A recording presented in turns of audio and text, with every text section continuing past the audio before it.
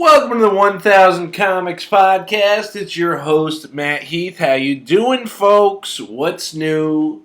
I got a great show for you guys today. I got Haley Copes on the show. Great comic. Let me do a little ad read before I get into anything, all right? You've probably heard a lot about cannabidol, or CBD, but have you heard about the plant science company taking the lead in providing the highest quality CBD nationwide? At your CBD store, Simsbury, you will find a fantastic staff that creates a comfortable environment where you can get your questions answered and find the right products to get the relief you need. They will be your number one source for providing quality education about products for you and your pet. Woof, woof, woof. I just watched the sequel to Coming to America. I can't believe that chick's barking 30 years later. They offer a full line of edibles, creams, USDA certified oils, and more, all developed under the guidance of their PhD analytical chemists and health leaders across the industry. And to back up their story, they also provide extensive third-party testing to ensure that what's listed on the products is actually in the products. They're located at 1243 Hot Meadow Street in Simsbury and open 7 days a week. Give them a call at 860-217-1433. Visit their website, ycbdsimsbury.com, or stop in and get free samples and the highest quality products you can find. Your CBD store, Simsbury, where good health hits home. And you can mellow out, man. Yeah, I got a great show for you guys today. Haley Copes is on the show. She's a great comic. She just started, she's barely even a year in to this game, and she's already running her own room, Christopher Martin's restaurant down in New Haven. She does an open mic there every Wednesday night. And she's just a really funny, really cool chick, and you're going to learn a lot about her on the show. I also have an announcement to make. I, too, am also running a room myself. And, I'll let a celebrity talk about that for a minute. Take it away, Norm from Cheers. Okay, for all the regulars at Hungry Tiger, this is George Wendt here, and I just wanted to say that Comedy Night is back at the Hungry Tiger in Manchester the second and fourth Tuesday of every month. Hosted by Matt Heath, Mel behind the bar, Mel in the kitchen, Don Tigers will be there. So support local businesses where everyone knows your name. Cheers. Yep, that was the George Wendt promoting the open mic that I'm running now at the Hungry Tiger over in Manchester. So, second and fourth Tuesday of every month, as Norm said. Is there anything else I want to talk about? I guess I did mention, I just finished watching that sequel to Coming to America. A lot of people got an issue with this movie, and I thought it was really good as far as remakes go. It wasn't really a remake, it was more of a sequel, but it was a retelling of the story, the same fish out of water story, instead of a fish out of water being in, an African in America. It was an American in Africa. And I for one, I watched the original movie a couple days ago before I watched the new one. And something that I thought was, the movie really does kind of need an update, being that the scenes that were in Africa, you can tell were filmed on a soundstage in Hollywood. And, they film movies in Africa all the time now. I mean, if Adam Sandler can make a movie in Africa, we got to have an update on Coming to America, which I thought I thought they did well. I thought what they brought to the sequel was, it's what it was refreshing. It's what we needed for 2021. But other people have their opinions. I have mine. I guess I'm more of a positive person, and I enjoy that type of humor. You still had Eddie and Arsenio Hall playing different characters and stuff like that. I thought it was pretty cool. Anyways, enjoy this interview I did with Haley Copes.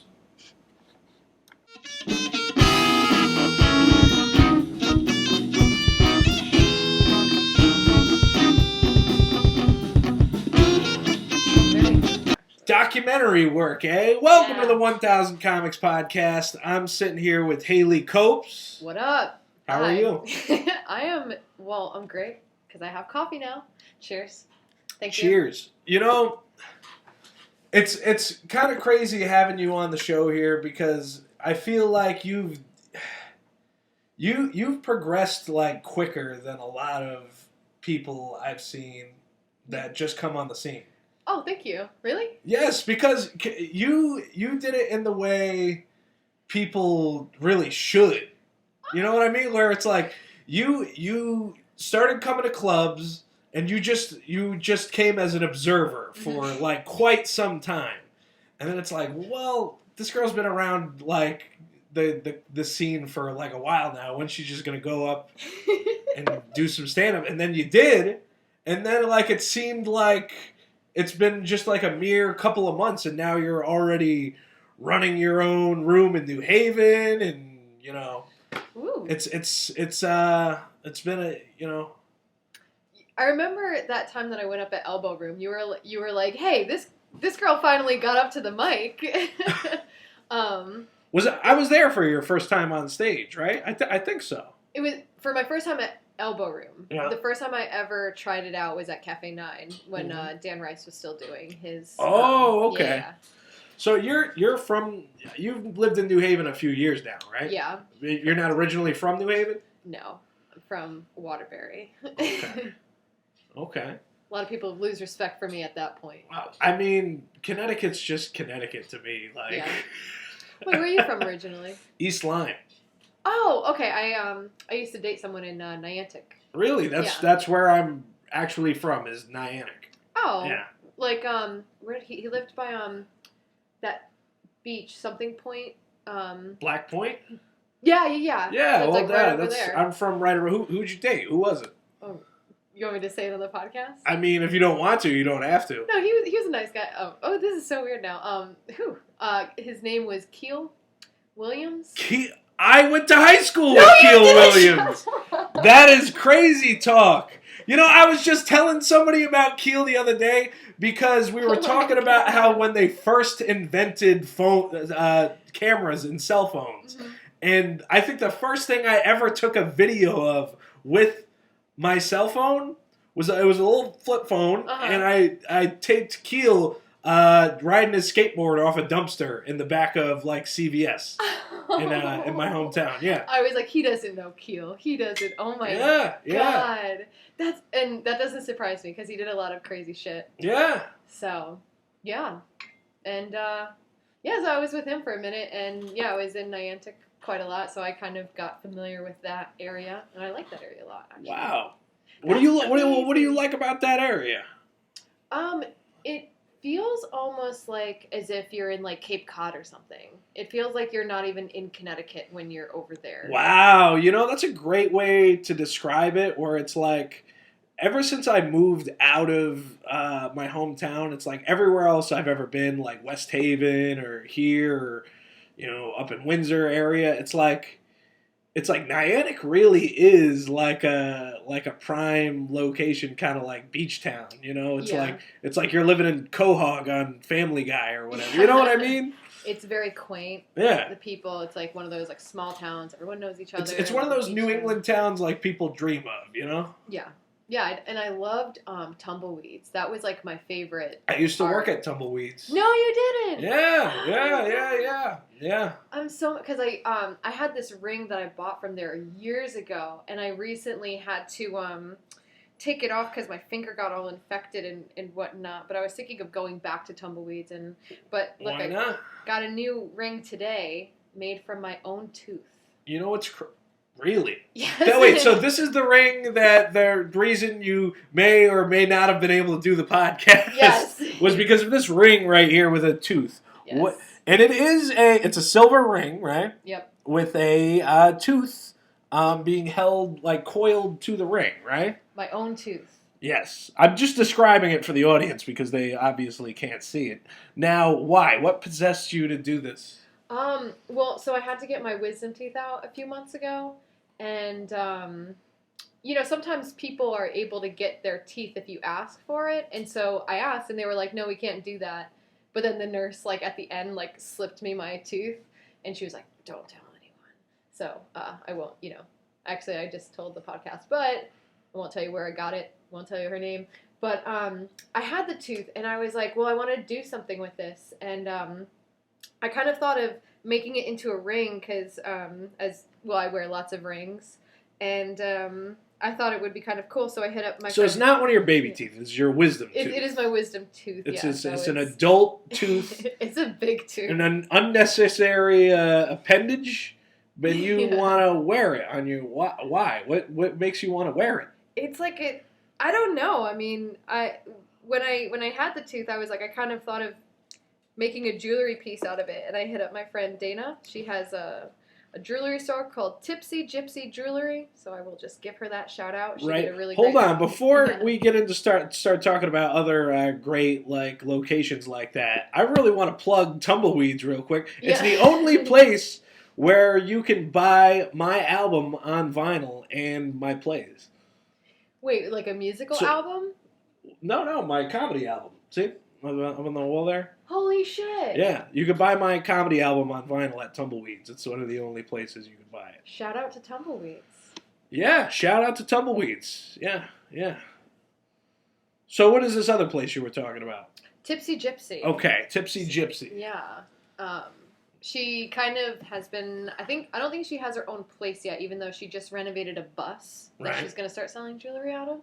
And she does like custom pieces, and so when I had the tooth and I had the idea of making it into a ring, because it's such like a powerful piece. Like, you don't want to fuck with me when you see this ring now. Like, maybe before you thought you could. You're gonna get a chopper in the side of your head. Yeah, exactly. You gotta leave a mark. So yeah, and she took on the challenge, and I thought she did a really great job with it. So I'm very happy. Does this make you want to, like, if you were to have your tonsils out, would you put them in like a little vial and, Yeah, it's mine. I read this article once about this guy who had to get his foot amputated, and he and his friends took he was able to keep the foot, and they took the flesh and they cooked a meal from it. Like, they made tacos out of the meat of the foot, and they ate it. Wow. I would do that if it came down to it. You would eat human flesh? I would. You're admitting to me on the show that you would be into cannibalism. I would, and it's funny because I'm a vegetarian, but if I had the opportunity to try human meat, I would. Whoa, here she comes. Look at boy, Chewy. All right. Well, I don't even know where to go from here because, one of your jokes that I friggin' love, I had to mention on the show, was that you equate getting flowers with having good pussy. Oh, thank you. That joke. That's probably my favorite of your material. Oh my god, thank you. Yeah. Thank you. So would you want the origin or? Well, is it? I guess so. Is it based on a real thing that happened?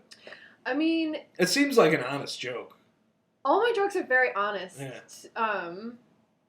Because that's kind of what made me want to go into stand-up. I'm like, wow, my life is so rich of these like very comedic things, but I also feel like you have to have something legitimately wrong with you to be a comic. I feel like you have to maybe have some type of demons that you're facing. Really? Yeah.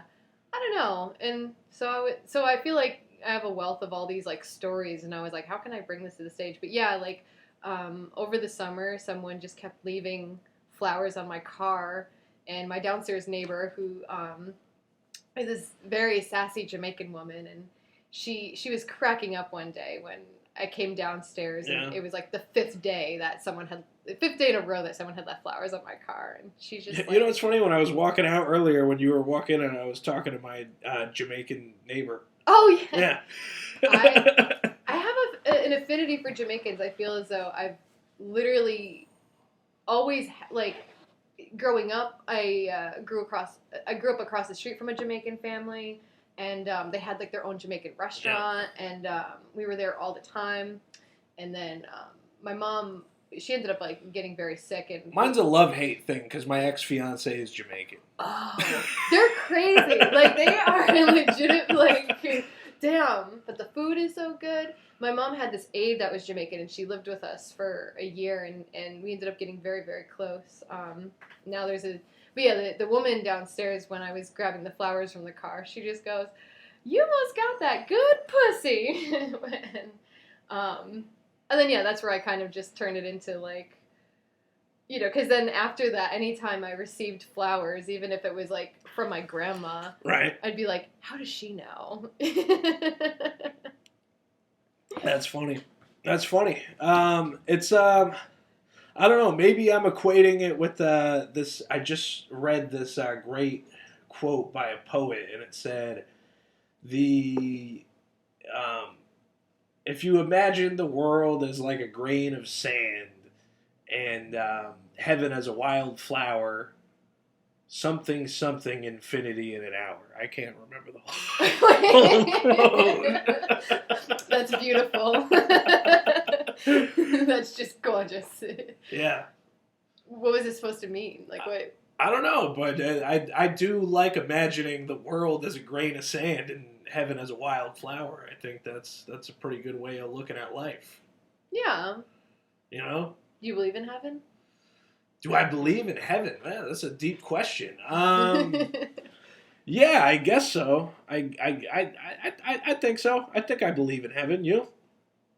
I believe in afterlife, but I don't know if I believe in like, the good people go to heaven and the bad people go to hell. Yeah. Even though I feel like hell would be a lot of fun. But I mean, why do you think hell would be fun? I mean, like the whole idea of hell to me is like you're being like tortured the whole like time. eternally punished. Yeah. Because I guess you'd be at least punished with like the rest of the sinners. Yeah. You'd at least. It's like one of those things where it's like maybe you work at a job that sucks, but all the coworkers are cool. I think more people are gonna go to heaven though than like you give credit, because I feel like people get punished for the bad things they do on Earth like already. Like don't you feel like most of the shit that you've done wrong, like you've already been punished for in some type of like I believe in heaven. But I also do believe in, like, karma and shit like that. Yeah. You know? Yeah. Well, so I just watched this very, very, very depressing documentary about this man who murdered both of his adopted grandparents, right? And Really? you hear that, right? And you're like, oh my God, that's heinous. That's terrible. But then you learn... So he had adopted parents, but he hated the grandparents.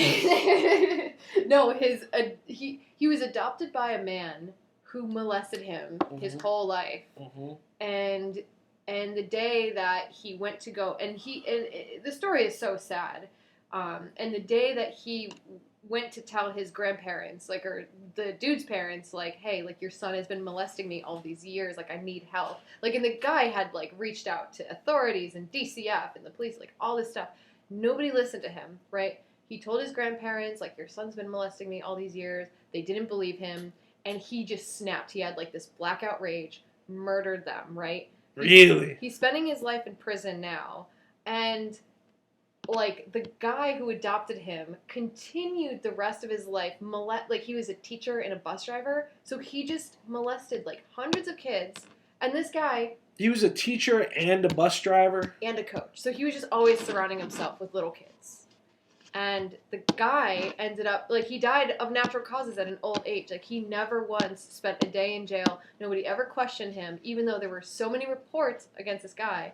So sometimes it's like, you wonder it. Like, I do believe in karma, but then sometimes it's like, why do some people it's disgusting, really, like what like the behavior of like certain people like that. But it's a shame that like it's like not the molester that's like being punished. It's like the other guy Yeah. that's being it's the victim that's the one that's being punished in that situation. Exactly. But I don't know. I was just watching that. Did you ever watch that show Mr. Show with Bob Odenkirk and Dave Cross? It's like a whole weird sketch comedy, but there was like one sketch they did where it was like Einstein and like Isaac Newton, all these like great people, Mm-hmm. and they're like they're like they're each being interviewed about their parents, and it's like, yeah, I'm Albert Einstein, and my father touched my butthole. Oh, no. And it's like, I'm Isaac Newton. Were they all molested? They were, yeah. It's just like all these people that go on and do great things were Oh. molested when they were kids. Wow. That's the whole idea of the sketch, That's hilarious. I guess Einstein ended up marrying his cousin, right? which I found out recently. I don't know.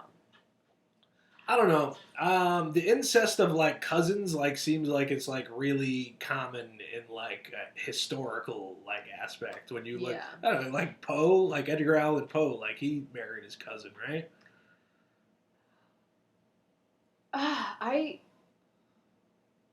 don't. Wait, did he? Oh, yeah, maybe I was thinking of Vincent Van Gogh, and Van Gogh? no, but I don't. He could have married his cousin too for all we know. Yeah. I don't know. My cousin actually professes love to me. Really? My own cousin, yeah. Yeah. And That kind of makes things awkward at Thanksgiving, right? yeah. Well, you just stop showing up to Thanksgiving after a while. But that was very. You know, I love my female cousins, even my second female cousins, but I don't love them in that way. I just love them because they're my family, you know? Yeah, it was really bizarre. I was 22 and he like showed up to my job and was like, Really? yeah, he is 8 years older than me, so he was 30 when he showed up, and he was just like, hey, like, he's like, I gotta talk to you right now, and he pulled me out of work to talk to me in the parking lot and tell me like that he had these like romantic feelings for me, and Wow. and he and I thought he was kidding. Like, I literally was like, this is a joke. Like, And you guys are first cousins. first cousins. Yep, we were very close. Barf City. Like, seriously, like, what does his mother think of that? You know what his mom said? She said that I was a tease. That his whole life I've led him on to believe that I was into him. And I'm like, what about my existence or anything I have done imply, you know what I mean? Like, throughout high school, like, or, you know, even like after high school, like if I had a boyfriend or something like that, I'd bring him to the holidays for dinner and you know what I mean? Like, there, and I know like some cousins like can be kind of like, especially like, I don't know, some cousins can be like touchy or like, you know, hug each other when they see each other. And I'm not even like that with my, you know what I mean? Like, didn't even hug him when I said hello. Like, I'd show up and be like, yo, what's up? Like, kind of thing. And so maybe that's the problem. Maybe you should have been more touchy-feely with him. And then desensitize him. Yeah. But at the same time, like, you know, I got a female cousin that's like, we never like hug, touch, or anything like that. And then I have female cousins that we do hug all the time and shit like that. But it's like, I just don't, I can't see family in that type of way. There's like a mental barrier in your brain that keeps you from being attracted to your own family. So that means that there's something severely wrong with him. And something's wrong with my aunt, too, for thinking that, like, for, like, blaming me, essentially, you know? And, like, it's something I never would have ever saw coming when he told me. So, I'm, like, revealing a lot on this podcast. They know about my cousin. They know about my ex. I'm just trying to put myself in his shoes, and I don't know. It's hard. Like, yeah, you're talking about a lot of deep stuff. Why don't we dial it back a second? Okay, yeah.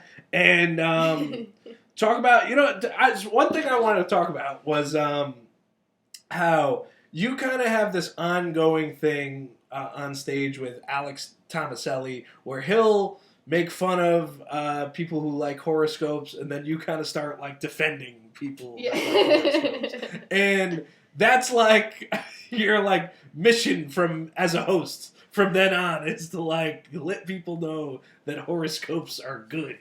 Hey, I mean, I that was like a one-time thing, But now it's an ongoing thing. It wasn't a Yeah. one-time thing. It's now been established that it's a multiple time kind of thing. It's because it's like I don't know. It's funny because I totally get why people make fun of people who base their whole life decisions on horoscopes. Like, should definitely I saved today's horoscopes. No, you didn't. I did. I saved today's horoscopes. Oh, excellent. I read the paper and I was like, you know what? Haley's coming over. I'm gonna save the horoscopes. What do you think? Yeah, let's read it. Should we read them? Let's see. Oh, perfect. You know, it's like the horoscopes are right near the obituaries too. Like nobody's reading other people's like that. Like you want something positive in the cosmic other side, right? All right. So what's your astrological sign? I am an Aquarius. An Aquarius. Let's see. Okay. January 23rd. When's your birthday? It was the 21st. So it it was recently the 20th. passed. So we yeah. just missed your birthday, huh? We did. Well, happy birthday. Thank you. All right. So if you are unsure where you fit in with a group, it's okay. However, remember that you've always been able to stand on your own. This is your strength, not your weakness. Don't try to mold yourself into a version of other people. Relax into your true identity. Wow. I feel like that's pretty applicable to comedy. Honestly, I was actually thinking the group of people they were talking about were comedians. Yeah. Right? And it's like you are around a big group of mainly guys, too. Yeah. So it's like you really do have to find your own identity with that because it's like you're not going to try to be like a bunch of guys, right? You gotta do your own thing. What's your sign? So I'm a Virgo. Okay. Okay. If you've been feeling caught up in the drama of others and need some time for yourself, it's a good time to start a good habit or end a bad one. Don't let your significant other or family distract you from what you want. Let them... It's a good thing my cousins aren't here.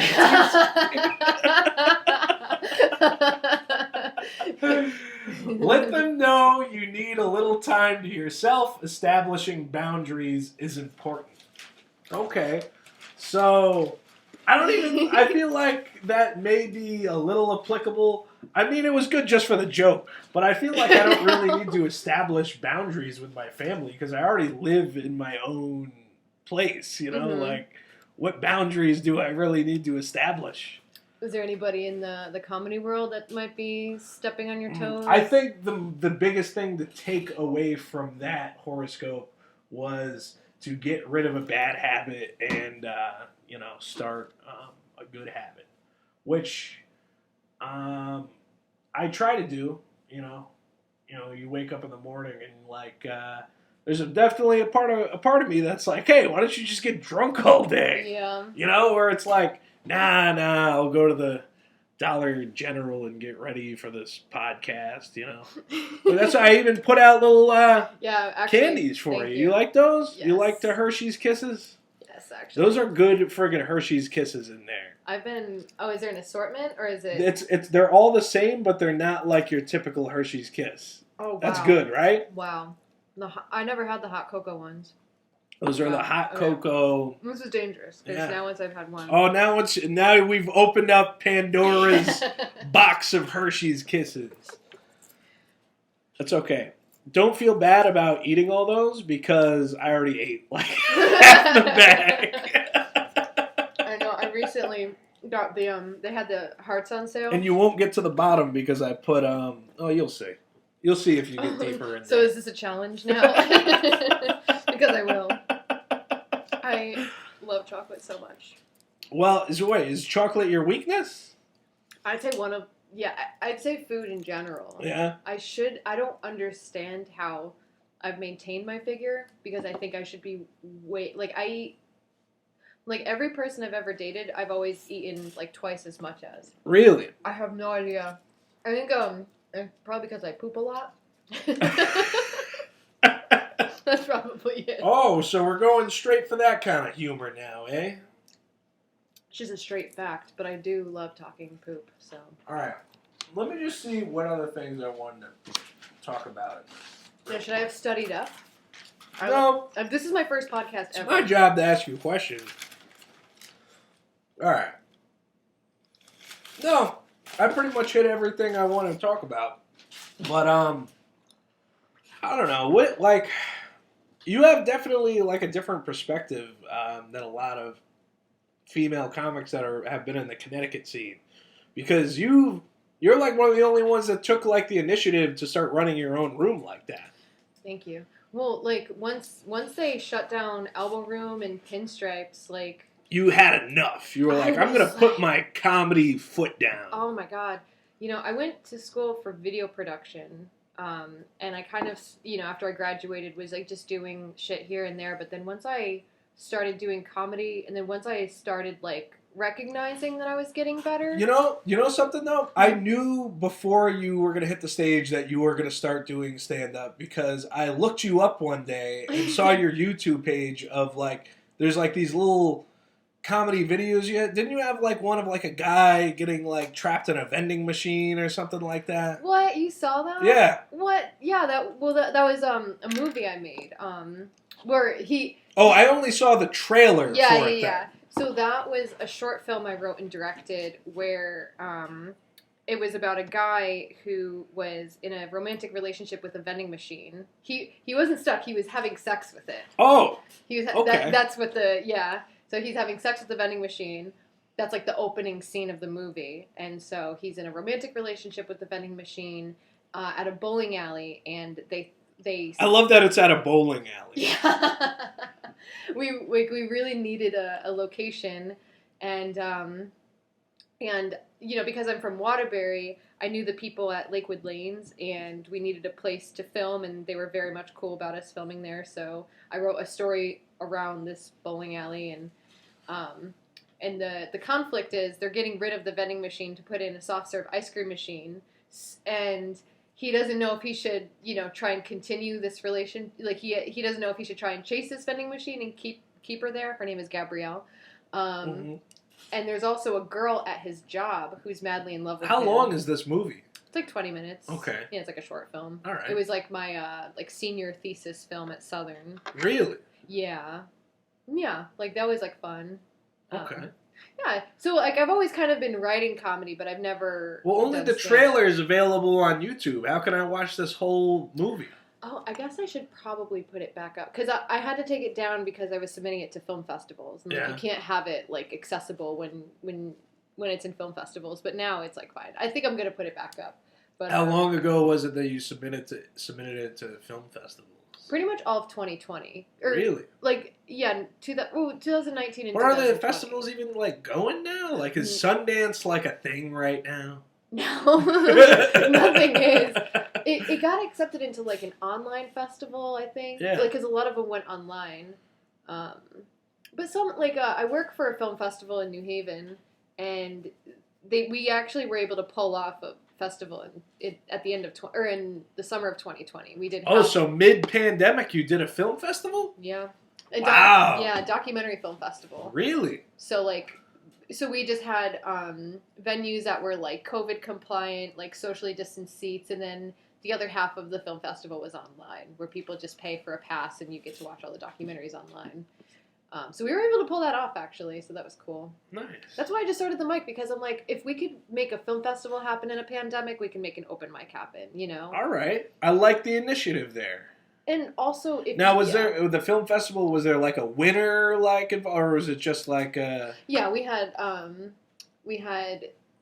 winner for a feature length, and then a winner for a short documentary. Who won these? Like, what were those movies about? The feature was called The Donut King, and it was about this man from Cambodia who moved to California during like whenever like the Cambodian thing happened, Cambodian. I know that sounds very ignorant. Like when they were getting bombed and they were. I'm not very historically accurate here, but Okay. when they had to flee Cambodia, he came here. He had never had a donut before. He fell in love with them. Really? He learned how to make them, and then... This is kind of ironic, being that you're eating these Hershey's Kisses out of like a Oh, mailbox I know, with donuts on it. Oh, it's a mail... It's a mailbox with donuts on it. This is so adorable. Yeah. Wow. I wish the audience could see. Well, here's the thing. I was looking for like a little candy dish at the Dollar General, but they didn't have any. So I was like, you know what? The mailbox will do.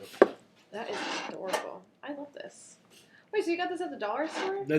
The Dollar General is like my favorite friggin' store now. I'm telling you. Wow. I bought my turntable at the Dollar General. They sell turntables? They sell turntables now at the Dollar General.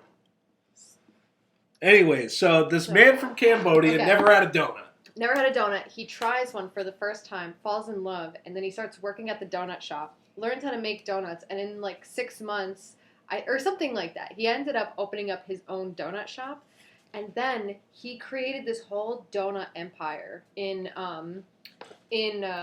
California, and his family was like starting to come over from Cambodia. He became like a multimillionaire. All of his families opened up different donut shops in California. Really?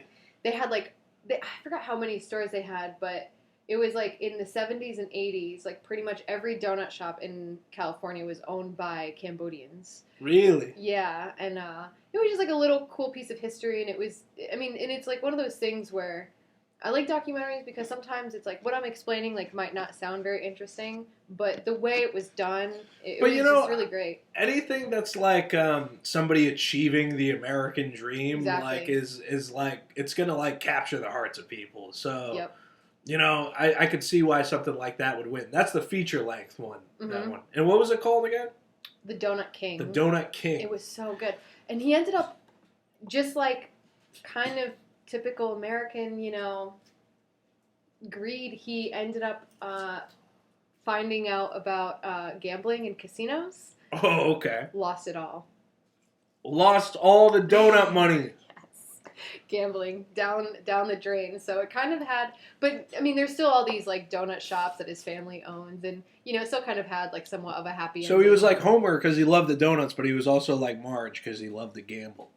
Did Marge like to gamble? That was like the one thing with Marge. That's her like one flaw in The Simpsons, that she's got a gambling problem. Oh, I haven't watched The Simpsons in so long. Yeah. No one. I was watching yesterday. I was with Ish. Just gonna name drop some comics. I was with Ish, Mustaf, and Chris Warren, because Ish and Mustaf actually live like very close to me, and we were watching the Powerpuff Girls. Really? I forgot about how great of a show that is. That show is pretty damn funny. I was just thinking about I was just thinking about that show the other day. You know, I have this like thing now where I'm like really into like looking up cells for animated TV shows and like buying cells. What do you mean by cells? Like the actual artwork that's used in the production of things. Oh. And I think it crossed my mind to look up Powerpuff Girls, but I didn't go through. The ones I own so far, I just bought from the Back to the Future cartoon series. Mm-hmm. I'll show them to you after. Yeah, wait. So it's like the actual drawings, or like? Well, like today everything's done with computers, but like back when they made those shows, it was all hand painted cells that were on top of like, what is it called? It's like on that translucent paper. Yeah, it's on like translucent paper, and it's like hand painted, you know, drawings. Is that like expensive to get? That's the thing. Like, you got to become kind of savvy with getting the cheap ones. Oh, okay. So maybe one day you could profit off them.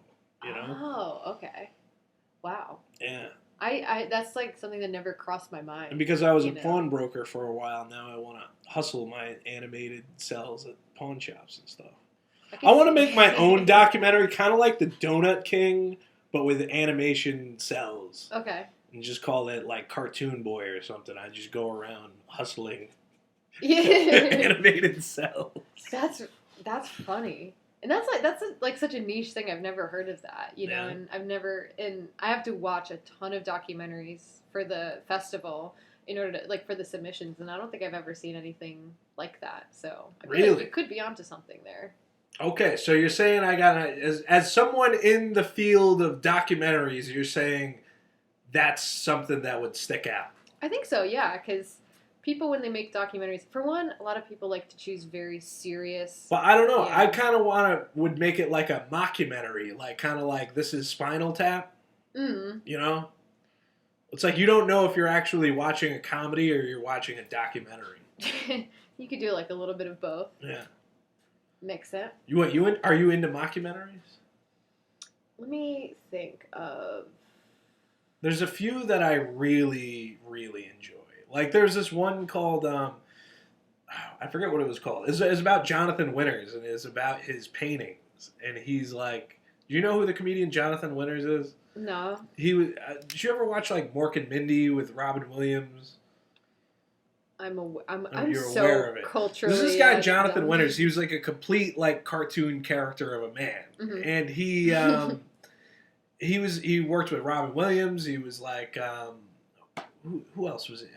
Anyways, he made this documentary about him making paintings and trying to like get them into like a New York into the New York art gallery.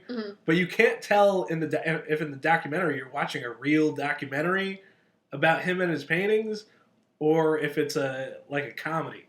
Okay. But the whole thing is he's gonna kill himself if he doesn't get his paintings into very high the art stakes. gallery. Yeah.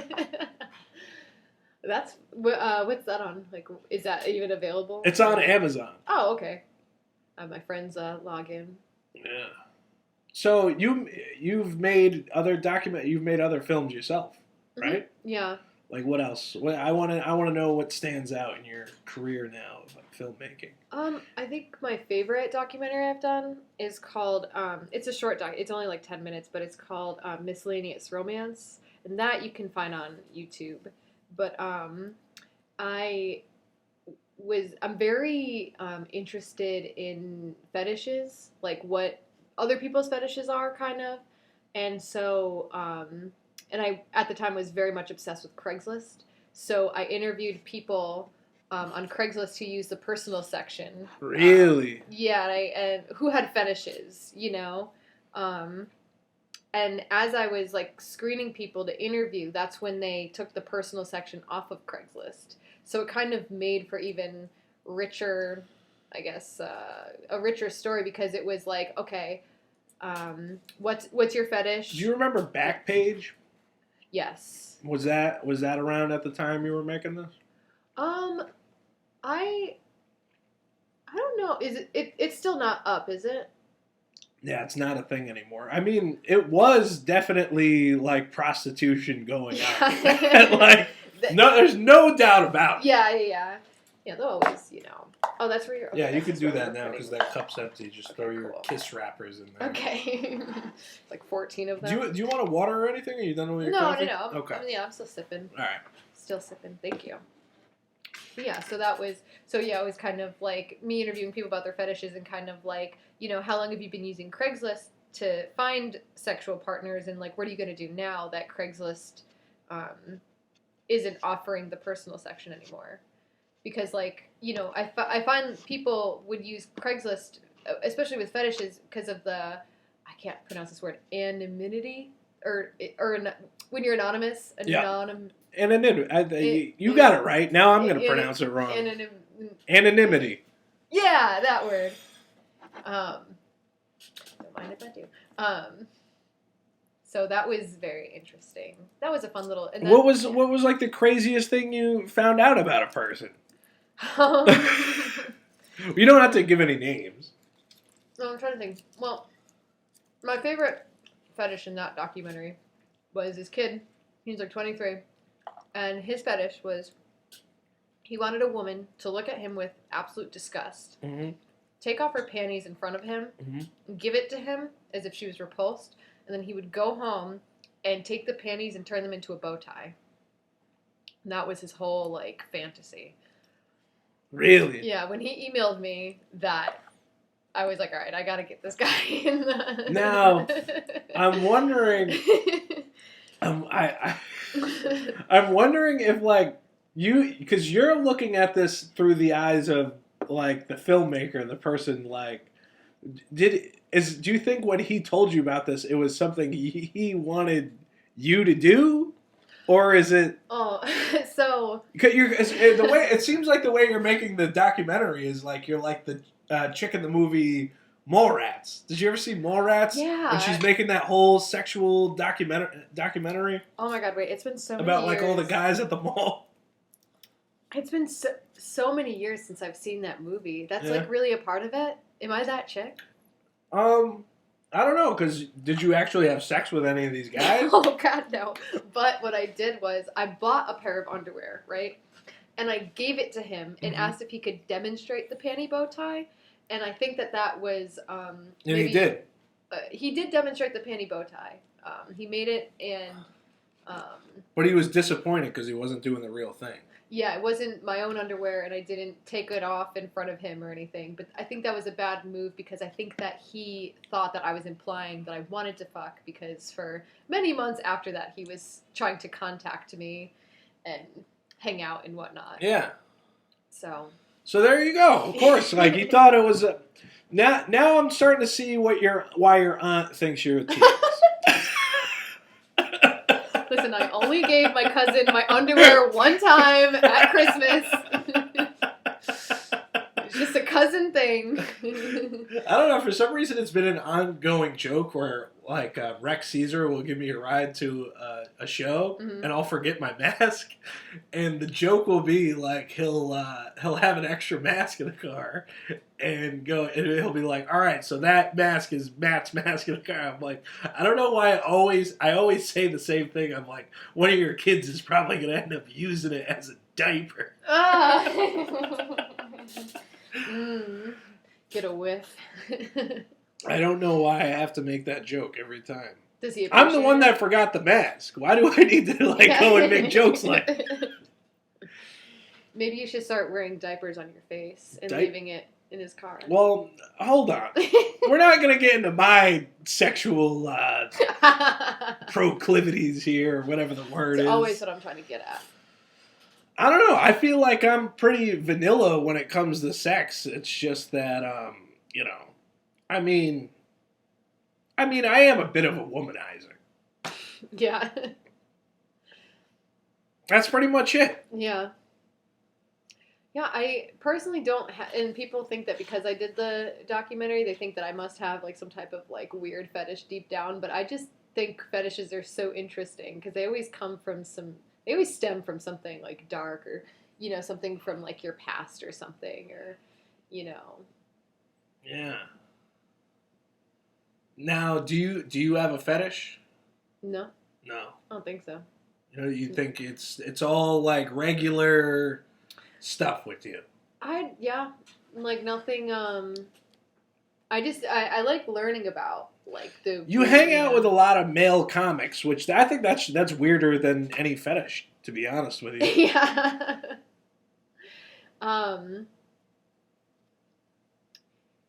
Yeah, I mean, I keep it professional. I'm not, Yeah. You're not dating any of the guys on the scene there? Nope. Look, don't touch. Keep it professional. Yeah. I have no interest. Plus, like, yeah, I just do my own thing.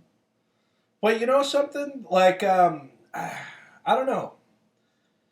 The whole thing with, dating comics, it's just like, it never worked for me in the past. Not me. You tried it? Yeah, I tried it a couple times, but like if you look at my record, if you look at like just my podcast, I've never dated a single person I've interviewed on my podcast, where it's like, I think I don't know, but does that make my whole show seem kind of asexual? It's an asexual podcast. That's how you should promote it. Have you seen do you watch Nathan For You? I watched it when it first came out. I saw the first couple episodes, I think. he did this whole thing about asexual computer repairs, and that was really funny. Asexual computer repairs? That is funny. So you could market this as an asexual podcast after you reach 1,000 comics, because you'll have to change it after, after you get to 1,000. I'm very much looking forward to the drawing you make of me. Really? I've seen all of the drawings. See, that's the only part that's not asexual. That's my fetish, is when I do a cartoon of a woman, I'm like, oh, yeah. I noticed. I mean, it's not like I actually whip it out or anything, but like when I am drawing it, I'm like, yes. I like that you make the boobs like very much like pointy and like triangular. So I'm looking. Yeah, nobody else does that, right? I feel like it's not something you see on like The Simpsons or Family Guy. No, like the women don't have assets like that. No. But you know what? Animated movie I was always really into was Heavy Metal. Did you ever see that? No, I didn't even know there is. There was like this movie back in the day, Heavy Metal, and it was I don't even know how to describe it. It's like it started out as a magazine, but it's like a whole movie with like different vignettes of all this like crazy stuff, but in every vignette there is a woman with huge breasts. I see why you're a fan of it. Yeah. It's the ultimate guy movie. And John Candy plays a sex robot in it. So you're really into like fetishes and stuff like that. I think you would enjoy I would that enjoy part. Heavy Metal. Just because it's kind of like that. I think that's a fetish in itself. Yeah. So is there anything about the movie that's you know something? I think we're like stumbling onto something here. Okay. Because I think my fetish is like, but that's the thing. It's like I know I'm never gonna have sex with a cartoon, but I do have a Marge Simpson Playboy over there. Oh my god. I've never actually beat off to it though. I mean, it's never too late. You can always start. You know what's funny? In the centerfold, she's got like a tray of donuts. That guy that made the documentary would love that. Fuck. Wait, who is that in Jim Gaffigan, by the way? That's me. That's me in high school. Yes. Hold on, I'm gonna. All right, so Haley's going over to look at my board real quick. Oh my god. And there's a picture of me like as a teenager with very long hair in that photo. Nice hair. Thank you. I'm a huge fan of Jim Gaffigan. Oh, you're a big fan of Jim Gaffigan? Absolutely. You know what's funny? I was like thinking like and I only have a few books on my shelf. Like I gotta get rid of some of these books. I read half of his book about parenting. Me too. Well, I read the whole thing. Oh, Dad is Fat? Yep. I had it in my bathroom for the longest time. I read like half of it and I got sick of it, and now I'm on to Stan Lee's biography in there. Oh, nice. Yeah. Did you ever watch the Jim Gaffigan show? No, I haven't. It's great. It is? Yeah. Like you could buy both seasons of it on Amazon, and I did. I shelled out the $20 or whatever it costs. It's worth it because it's a really funny show. I would totally, because I really admire Jim Gaffigan because it's so hard to, I feel like, be like side-splitting funny without swearing, without talking about sex, without, like he is so wholesome and pure. But is there like some evilness behind that? Because I feel like he's a clean comic, and like there's only a handful of people that have really done that. Like, and Bill Cosby was like the main one. And look what happened with him. It's like I feel like the cleaner you are, the more skeletons you might have in your closet. I mean, that's true. You know? Oh my god, I'd be so upset if anything came out about Jim Gaffigan, but I'd still find him even though like Louis C.K. got canceled, I still think he's fucking funny. Yeah. Or the other, I feel like I love all the comics that got canceled. You're the type of person that would look at the whole Louis C.K. situation and go, Like, that's a weird sexual, like... It's a fetish. That's a weird sexual fetish. That's kind of cute. And then, Yeah. and then just, like, move on with your day. Like, Yeah. a lot of women look at that and go, ooh, bad man. Like, he's a bad man, you know? Yeah, and I don't know. I mean, I'm not saying what he did was right necessarily. Okay, let's talk about that for a second, because I'm interested to know your opinion on that, because... It's such like a can of worms to open up, but I'm glad you're the one that brought it up. Oh, jeez. No, but it's like if you were the now. woman in that situation, like he asked her, like if he got permission, like he was the one, like there was consent. Then it happened, and then she just kind of let it. She's got legs. She could have like if I were to start jerking off right now, like you could just get up and walk out of the room, Please right? don't. No, of course I'm not. But and I would ask permission. Thank you. If I were, you know like what I a true mean? Gentleman. Yeah. So I'm still unclear about the whole story. Like he asked her permission to jerk off in front of her. And I mean, but then I also heard that he threatened to fire her if she said no. Right. And that's where. And that's the whole thing. It was like he was her boss. Yeah. And so that's where it's wrong. But if like let's say he didn't dangle that, because that's what I find wrong. Because there was actually someone in my documentary that I interviewed who his fetish was jerking off in front of people and stuff. And I mean, he was jerking off at stoplights and like all these like weird public places. And so I always end up like sympathizing with people who have these like conditions where it's like I feel like they can't help it or something, or this guy in the documentary who murdered his grandparents. Like I'm like like I find it in my heart to like side with them or something. So So what you're saying is if you were in that woman's shoes, mm-hmm. It's not like you would crucify Louis C.K. like she did. You'd be like, I'm going to make a documentary about it. Yeah, I'm just going to turn it around. Yeah, that's my power move. It's just make a film about it and out him. The Haley Copes move. I don't know. I mean, it's weird because, I mean, it sucks. It's terrible that he, threatened to fire her. That's where it's wrong. But if it was like a consensual thing, then I don't. But I don't know. That's where I find it wrong. Like I sympathize with her. I sympathize with him because it's like a fetish, and he, I guess, needed to get it. Get his dick hard or whatever. I don't know. Does that make sense? Yeah. There's two sides to every story. I don't know why I had to open up the whole Louis C.K. can of worms. I mean. Well, we were already talking about fetishes and stuff, so. Exactly. What, are you playing with your tooth over there?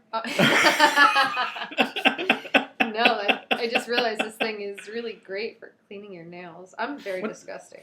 What the hell is that? Oh, that thing? The thing, that You're using your coffee stir to, like, pick the, like, famunda cheese out of your nails? Is that what's going on? I'm a real lady. Anyways, we got, like, 10 minutes left of the interview. Okay. And I feel like it came to a screeching halt with that Louis C.K. thing. I'm sorry. I feel like I'm responsible for this. Oh, I mean, I think I brought it up, actually. Yeah, you did. Shame on you. Shame on me. Shame on you for ruining your own interview. I'm just kidding. You're doing great. This is actually, I think, one people are really going to listen to. You think so?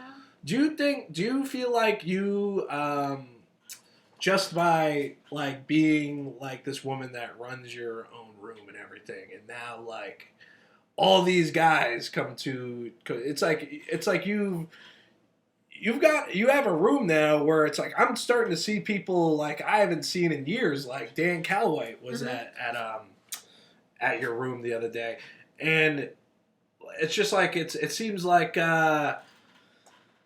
do you feel like you cause drama among the men? What? In the scene? I'd hope not. I feel like there's guys fighting over you, and like you don't even realize it. I don't know if that's true, or even really care to be with any of these guys that are fighting over you. Yeah, I mean that's the thing. If that is the case, if there are guys literally fighting over me, then they're dumb because I'm not gonna date any of them. Right. So they'll have to live with that. But I don't think anybody's fighting over me. Um, Although I didn't, well, I don't want to. No, I can't open up a can of worms. There was an Don't use names. Yeah, okay. There was an instance where a comic went to a mic, and it was the one mic that I didn't go to, and he made a big stink about one of the comics liking me, and was just saying and was just like making fun of him for liking me or something like that. Okay. And I know which two comics you're talking about. I don't know if our audience will, but that's okay. So go on. I guess that he just like really made a stink and tried to humiliate the guy for liking me. And I thought that was just so uncalled for, that like very mean spirited. Yeah. Because it's like, if you're going to an open mic, you should be focusing on writing comedy and jokes and not going just to roast people and the host nonetheless. You know that he's. Trying to out. And I thought that was very immature. And it's like, well, if you think by any means that I'm going to be impressed with what you did and it will make me want to date you, then you're... It's almost like an animal, like trying to show like dominance. Like yeah, exactly. Yeah, there's nothing attractive about that, really. No, like I don't know. I'm just staying in my own lane. I'm very much focused on comedy, and yeah, it obviously a lot of men in the scene have reached out and are in my DMs, but I have no interest. As I said, I'm in my own lane. I'm in this for comedy, not to You know what's funny? It's like one thing that I know for sure. It's like you're attractive, right? Thank you. But at the same time, like your Facebook page, like is not like a tease, like your aunt would say, right? It's just a picture of you of a fucking potato. Yeah, you were like so, like I don't know. I'm not gonna I'll say this. It's fucking hard for women to make it in comedy. It's harder for women to make it in comedy compared to men. Mm-hmm. Because it's a male-dominated, industry. Yeah. You know what I mean? Mm-hmm. So, I don't know. How do you feel like about how... I feel like you've maneuvered so well through the scene and now... I don't know. I don't know why my thought has fallen flat here, but I don't know. What do you think about the whole thing? Well, I'll just say that, like, as you said, it is, like, definitely harder for a woman, and it's, like, not only to make it, but to even get noticed, because, like, when I first started, I was very discouraged, because it's, like, as soon as I would step up to the microphone, people would order a drink or start talking amongst themselves. It's like, oh, well, there's a girl on stage. She's not going to be funny, so... The thing is, because I was so discouraged, it made me want to work twice as hard. It made me, you know what I mean? It's like it's like, okay, how can I get people to notice me? It's like, well, I have to work on these jokes. Like, I have to come prepared, and like, I'd go to these mics and people are like, on stage, like on their phones, like reading their jokes, and just looked unprofessional. And I'd show up prepared, and I think I started proving myself, and I'm not saying that I'm great or anything, and I know I still have a long path ahead of me before I'm like good, but I know that I'm getting there. I can see myself progressing, and as I said, just being in such a male dominated thing, it just makes me want to work twice as hard, And what's with how do you feel about the fact that like you're packing out the room for your open mic, but not a lot of the female comics are showing its support? What's the deal with that? I don't know. I mean, I literally just post on the CT Comics page, and it's just like, if you want to go. And so I don't like reach out to people individually. But to be fair, I mean, since things started opening up, I haven't seen many girls at any of the mics. Like, usually it's just me and Brooke, but I don't know.